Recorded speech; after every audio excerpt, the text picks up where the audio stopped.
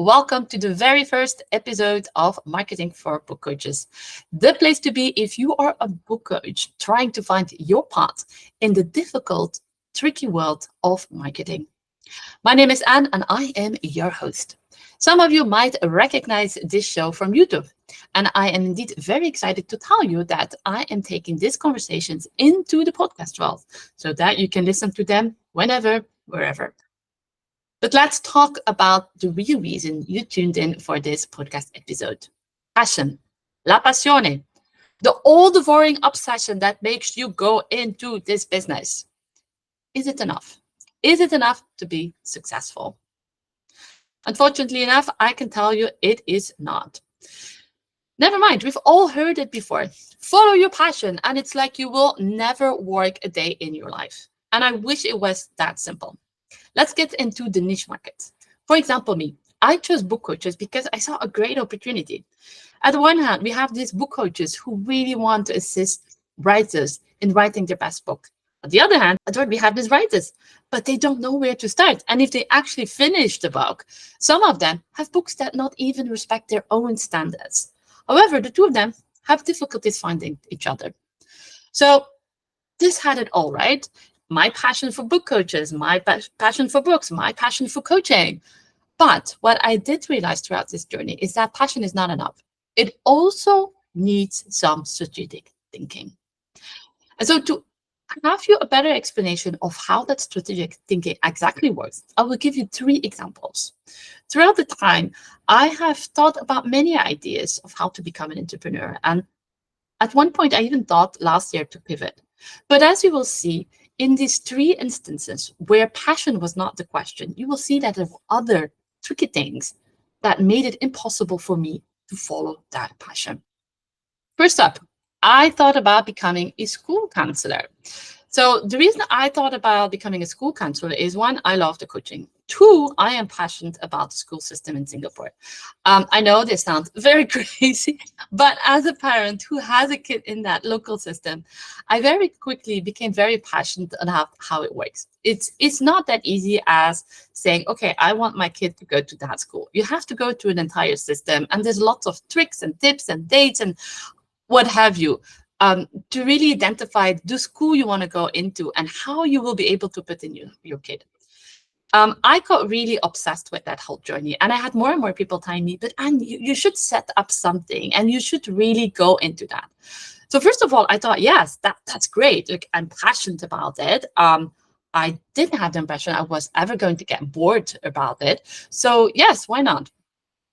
Yeah, why not?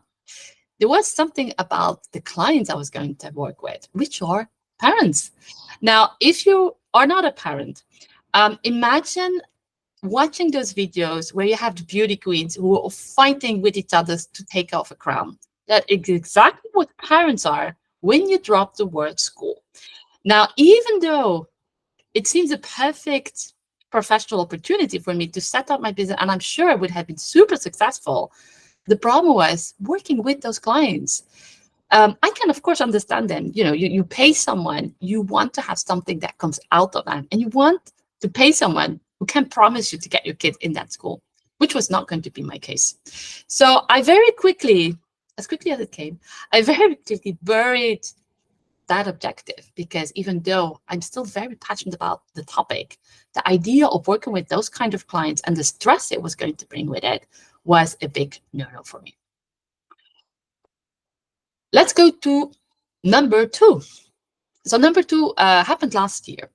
So last year, I discovered, like so many of you, ChatGPT. And I must say, I got really obsessed about ChatGPT, and I still am.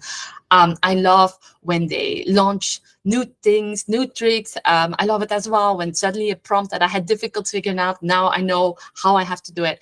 So passion, again, no question, I am passionate about ChatGPT. And so my idea was, you know what? Even if I'm not going to pivot my entire business to become, for example, the ChatGPT coach for book coaches, I do want to insert that in my business. I do want my book coaches to be able to learn about ChatGPT. So next thing I did is I signed up for a ChatGPT course with Erin Survey. And from the first second, I realized that, again, having your passion is one thing, but secondly, you need more. Erin and I think we are as passionate about ChatGPT the one another. But the difference between Erin and me is that Erin has the patience to teach ChatGPT, because ChatGPT is not that easy. You really need to know the prompting, and it's going to be very personal to each person. I still learn every day something about ChatGPT, and I realized that even though I like to talk to book coaches about ChatGPT, it's a whole different ballgame to talk about ChatGPT and to teach it. Now, the good thing for you, though, is that because I was so intelligent enough to realize that the passion was not enough for me to completely pivot my business, I did set up a partnership with Erin. So you will find the link below.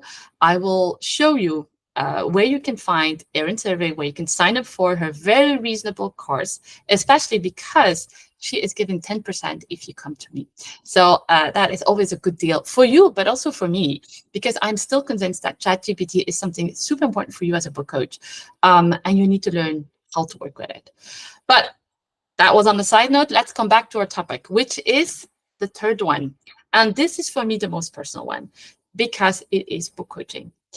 I get always this question of people asking me, but why didn't you become a book coach? Because the thing is, it is a little bit similar to what I do now. I love the coaching part. I love the books. It's an all devouring passion. And in my household, I cannot tell you how many debates we have on the number of books I buy and have in this house. But it always comes to the same things. I'm really passionate about books and coaching. So, why not book coaching? I have given out a lots of excuses, but the real excuse, and why it makes it also more painful for me to admit this, is that I'm dyslexic. Now, I've always assumed, and I'm not assumed, I've always been convinced that having a handicap, having a problem like dyslexia, it is not something that makes that you can no longer be a book coach or whatever you want in your life. Especially as in my case, my dyslexia was diagnosed very late, which makes that, for example, I was able to graduate with a law degree without having the professional support, or I master for languages. So dyslexia, yes. Book coaching, yes. I'm sure that I could have combined the two. The problem with it, though, is that it would have asked me a lot of efforts. Book coach, it's not being a pure editor who has to identify the right words at the right time, but it still involves a lot of working with words. And I realized that even though I am passionate again about the books and the coaching, it would have been a serious effort for me to do it with the dyslexia. So as painful as it was, I've decided that that was not my thing. But again, you can see passion all there. What was not there was, unfortunately enough, that technical aspect, which I cannot change. It's who I am. So here is what those experiences learned me. Having your passion is great, and it's not an option. You need to have your passion, because being an entrepreneur is very difficult. And if you don't have that passion, please, and passion cannot be money. I've had people telling me that their passion is earning money. That cannot be a passion. You need to have that passion. It's necessary, but you also need something else, which is the strategic thinking. You need to be able to adapt it with your real world capabilities and also what the market needs. So what does it need for you? How can you identify or play around with your passion and make sure that it helps into your niche market? So how do we make passion work in a niche market? Number one, recognize your capabilities and strength, and be brutally honest with yourself here. There is no shame whatsoever in not being perfect in everything. Number two, use tools, partnerships, delegate, do whatever you need to do to make the passion going. And number three, continue to learn. Never put yourself in the situation of telling yourself that this is it. You found your niche, you're working in your niche, and there's no reason for you to continue further. Because that is also a sign that you're passionate is dying or was maybe not as strong as you thought it was in the beginning. And that is a wrap on the first podcast episode. I'm so happy I managed it because it was not easy to record this very first podcast episode. So I'm giving myself a big tap on the shoulder. If you like this episode, please be sure not to miss the next ones by subscribing on your favorite podcast platform. If you want to have even more business tips for your business, please be sure to subscribe to my newsletter. You can find the link in the podcast episode description as well on my social media.